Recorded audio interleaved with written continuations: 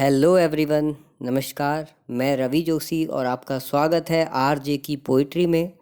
आज की खास कहानी है बांके बिहारी जी का सेवक। और इस कहानी को शुरू करने से पहले आपसे एक रिक्वेस्ट है कि अगर आप हमारे चैनल पर नए हैं तो चैनल को सब्सक्राइब करें और बेल आइकन ज़रूर दबाएं ताकि हमारी हर आने वाली वीडियो आप तक पहुंच सके। तो शुरू करते हैं कि एक राजा ने भगवान कृष्ण का एक मंदिर बनवाया और पूजा के लिए एक पुजारी को लगा दिया। पुजारी बड़े भाव से बिहारी जी की सेवा करने लगे। भगवान की पूजा अर्चना और सेवा करते करते पुजारी की उम्र लगभग बीत गई। राजा रोज एक फूलों की माला सेवक के हाथ से भेजा करता था और पुजारी वो माला बिहारी जी को पहना देते थे। और जब राजा दर्शन करने आता तो पुजारी वही माला बिहारी जी के गले से उतारकर राजा को पहना देते थे। ये रोज का नियम था।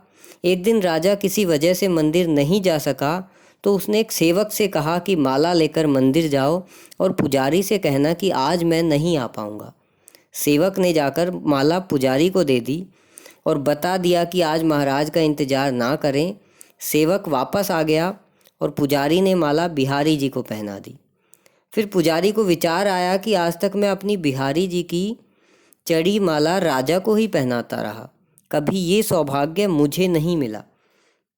जीवन का क्या भरोसा, कब रूठ जाए।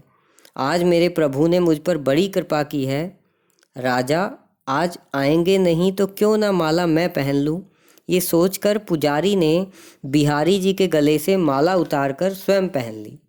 इतने में सेवक आया और उसने बताया कि राजा की सवारी बस मंदिर में पहुंचने ही वाली है। ये सुनकर पुजारी कांप गए। उन्होंने सोचा अगर राजा ने माला मेरे गले में देख ली तो मुझ पर क्रोधित होंगे।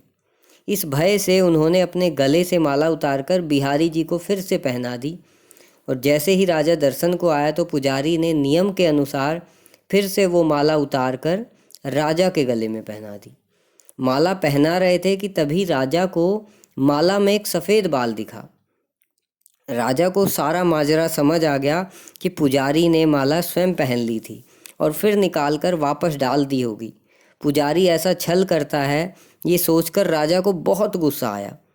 उसने पुजारी से पूछा कि पुजारी जी ये सफ़ेद बाल किसका है।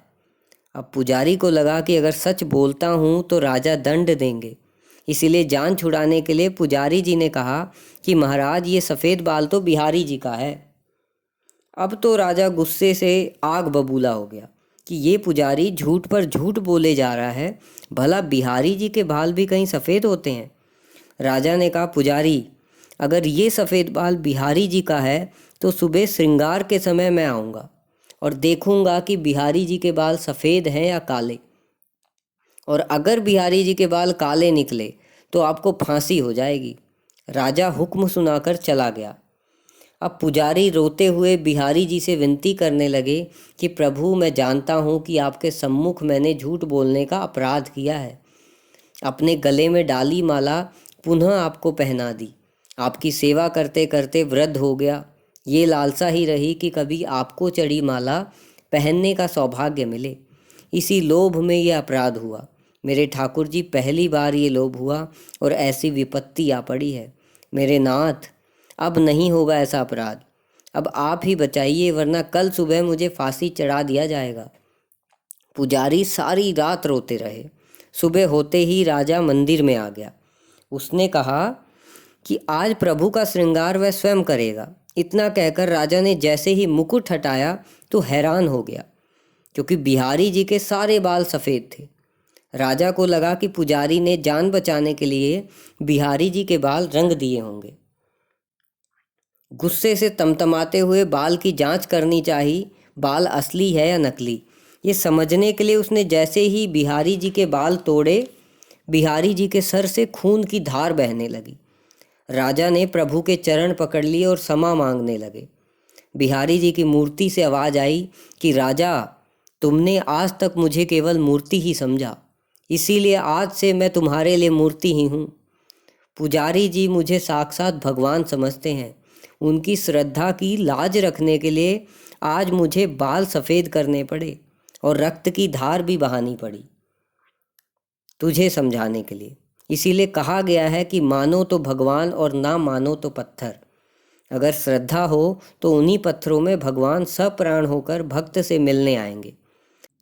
तो सदैव प्रसन्न रहिए, क्योंकि जो प्राप्त है वही पर्याप्त है।